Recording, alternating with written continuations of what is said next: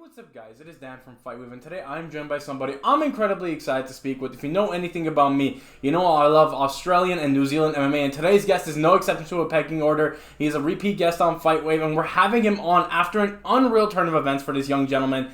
If you're talking to me a year ago, you know, this guy coming into 2024, only one fight in MMA, but make no mistake, Navajo Stirling made it a mission in 2024 to come in, turn some heads, and remind people why he's one of the most young and exciting Maori talent coming into the UFC right now. And he made sure to let everyone know when he defeated Philip Latu by devastating knockout and wasting no time facing Tuco Tokkos on December 14th, UFC Fight Night in Tampa, Florida. I am privileged to be joined by the pride of the Maori people, the pride of New Zealand, the pride of city kickboxing, Mr. Navajo Stirling. Navajo, thank you so much for your time, brother.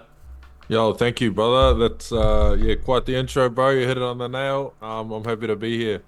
I appreciate it, Navajo. And first and foremost, you know, like I said, so much has changed for you since the last time we spoke. You know, last time we spoke, I think you still hadn't fought your first fight, or I think it was just after your first fight of 2024. And now it's crazy to think that you're going to be in your fourth fight of 2024 in December, and that's 7 fights in, or no, not 7 fights, 4 fights in 7 months. I mixed it up. I wish it was 7 fights. I know the New Zealand fans would be happy with that, but you know, 4 fights in 7 months. Talk to me a little bit just about how you're feeling now that the kind of dust has settled a little bit and you're back into the lab. Yeah, bro. It's just being in love with that lifestyle and having that balance to be able to just go nonstop. I think that's like been key for me, and trying to stay injury free is also another big one. And obviously I got like a lot of work to do. And I have like a lot of skills to showcase, so I still felt like I haven't shown like everything that I have. I'm waiting for like that fighter to bring that out of me, and I'm hoping Tuco Tokkos can do that. I want to showcase my game because I saw, you know, a lot of the argument leading up to my fights is like these guys, you know, there's no tape on me. They think, oh, I haven't fought anyone good, and you know, I can't help but agree. And that's why I deserve to be in the UFC.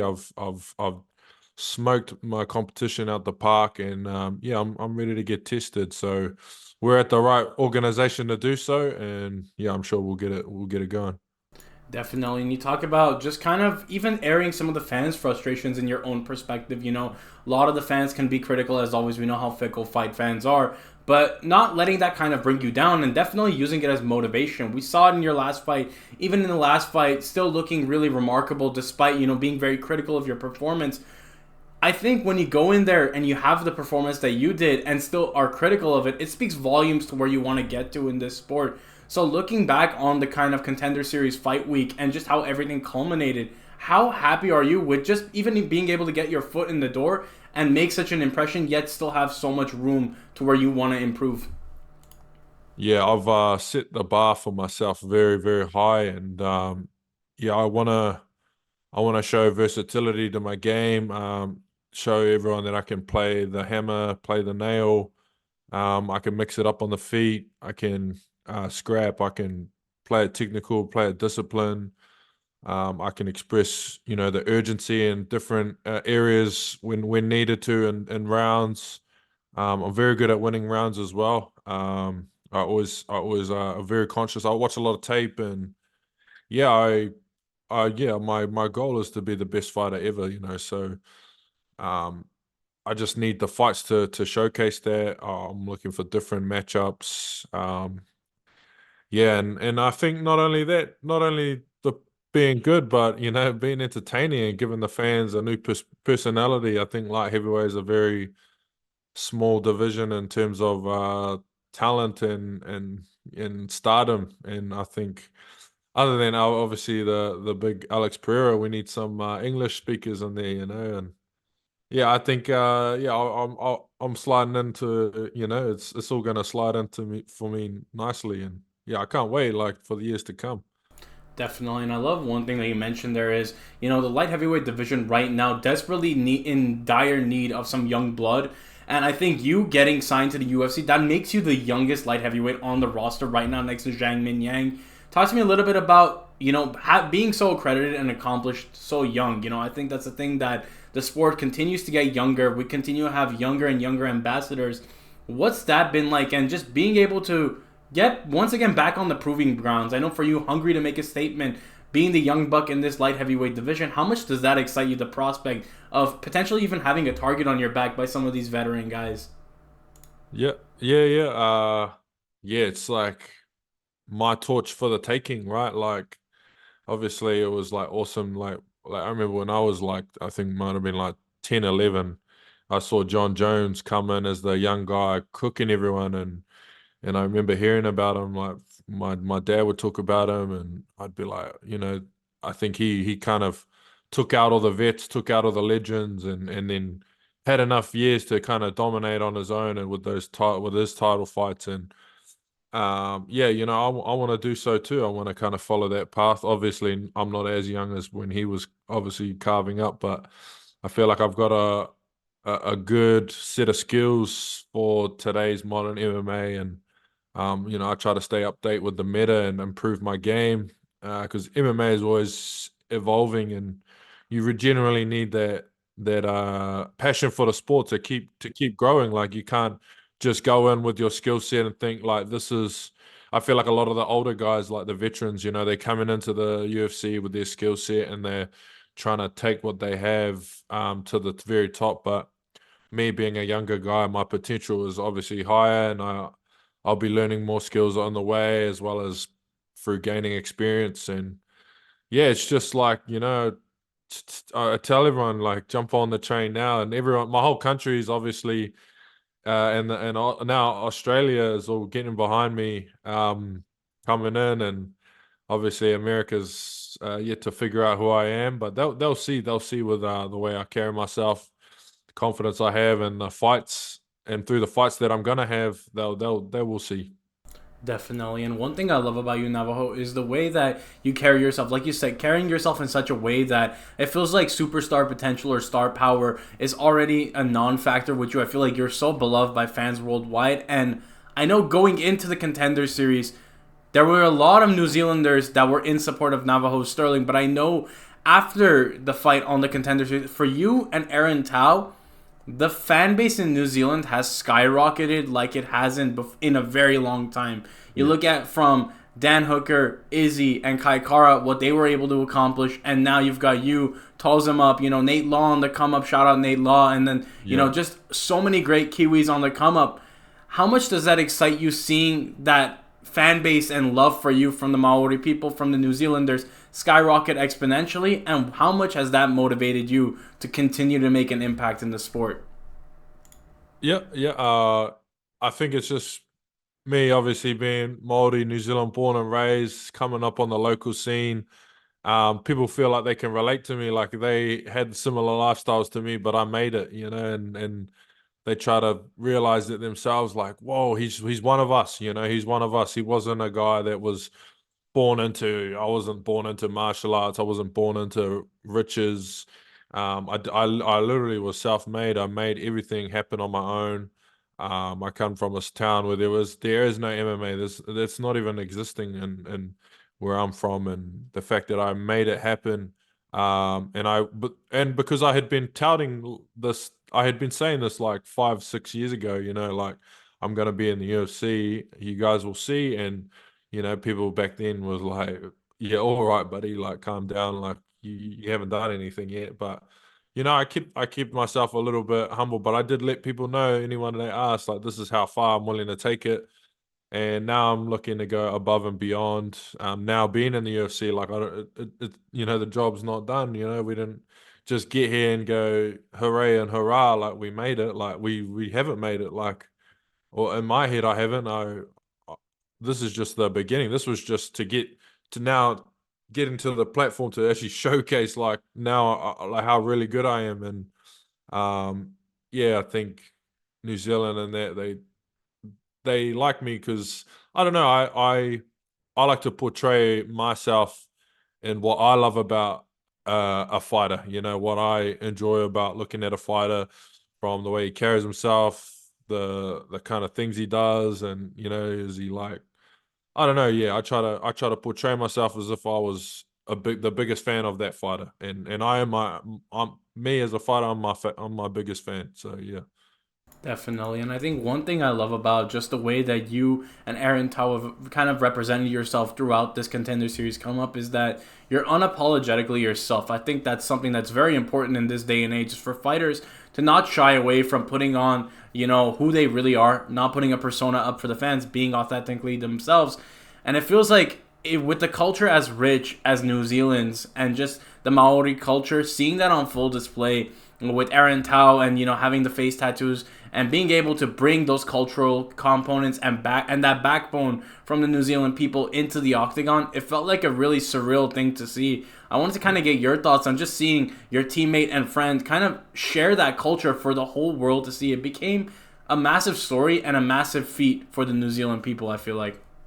Yeah, yeah, for sure. Like, obviously we're kind of tucked away on this side of the world. We're so far away, and it does need to be like drip fed to, obviously people that don't understand it, which is totally fine. I don't think we don't really take it to offense, but it's cool for us to put our culture out on the world stage. And yeah, I think we're just proud to come from little old New Zealand. Definitely. And then on top of that, I know celebrations got underway. I was busy and you were living it up with the boys and having a great time. Talk to me about getting some of the celebrations underway with the boys after what's been a relatively successful, I think, Contender Series run for Australia and New Zealand, and especially for yourself and the CKB boys. Yeah, yeah. Celebrating's been good. I think it's just like everyone's like the stock up in New Zealand has just gone up. I think when I come home, I had a big, celebratory party run for me from all of my sponsors and that, and it was cool to see them all get behind me. They all picked me up in the Lamborghinis. They took me to the my sponsor's nightclub, and they ended up doing like a small haka for me, which was cool. Yeah, it makes me feel like really appreciated here. Like I've always just wanted the respect here. And like I never really wanted all of that, but I didn't expect that for myself. But it was cool to see that people went above and beyond here in my own country, and the fact that this is only the beginning. Like it's cool. Like I just want everyone to realize, like, oh mate, wait till we get the title shot. Especially, just having veterans like Dan Hooker and Israel Adesanya at your corner step and just guys that are there, want to see your best interest. I feel like those two guys don't get enough credit when it comes to being amazing teammates. I Yeah, think that what they've been able to do for their teammates and be there for them is they gone above and beyond, I should just say. And just what has it meant for you, even from, I can imagine some of the frustrations of not being able to get MMA fights in 2022, 2023 to now having this big 2024. How much has it meant for you to have those guys in your corner that are able to keep you motivated through all the ups and downs that can come with the fight game? yeah, yeah. It's just them offering me that guidance, and yeah, and being able to sort of get like the small tips, because they obviously see my past trajectory, and yeah, try to help me on the way. And I've learned a lot from that. And I see it all coming in just as they said now. And yeah, it's good to have the veterans behind me, because yeah, like you never know what pothole they steer me out of the potholes that they went through.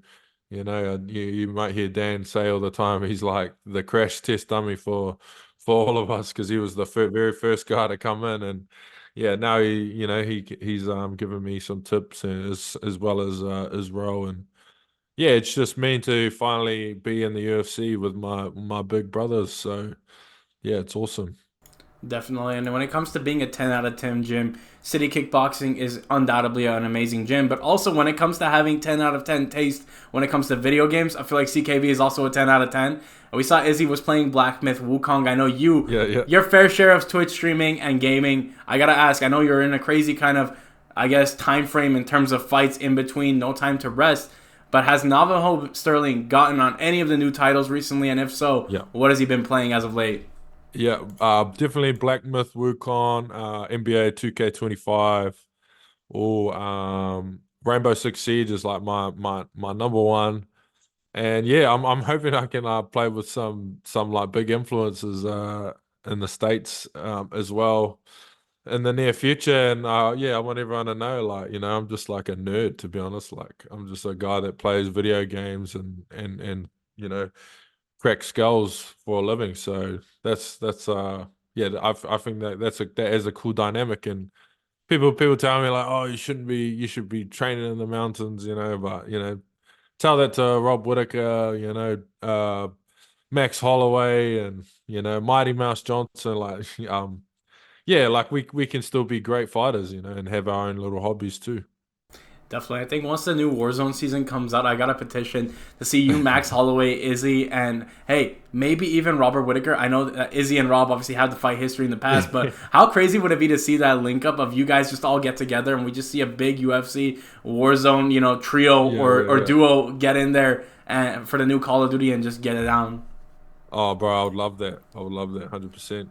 Absolutely. And Navajo, I want to thank you so much for your time, brother, for the quick opportunity to chat and congratulate you once again on all the recent success. For a guy who has been covering the Australian regional scene, I'm no stranger to your come up and seeing what you've been able to do with Hex Fight Series and just staying diligent. I think your story is a great example of being a young fighter and going through those ups and downs, but knowing that all it takes is one big moment to get the momentum going. Yeah. And we've definitely seen that in 2024. So best of skill in your upcoming fight against Tuco Tokkos on December 14th. And I want to leave the floor to you. If there's any final message you have for your supporters at home, what is your message to them? Yep. Man, thank you everyone that has been with me the journey the whole way. It's been a crazy 7 8 year grind. And now we're here to do work. And yeah, and to all the new fans coming along, man, this is real. This is real. So jump on the bandwagon, whatever you want to call it. And yeah, you'll be glad to say you're a day one. So yeah, let's go. Absolutely. And I cannot wait to watch the fight against Tuco Tokos on December 14th, guys. You heard it here first. Go check out Navajo Stirling on social media and check out his upcoming fight against Tuco Tokos on December 14th. It is a fight you do not want to miss. Again, with two amazing light heavyweights going head to head in Tampa. It is a fight card I think that's going to be exceptional from fight to fight. So check it out. It's been me, Dan, from FightWave. Hope you guys have enjoyed. Have a great day, guys.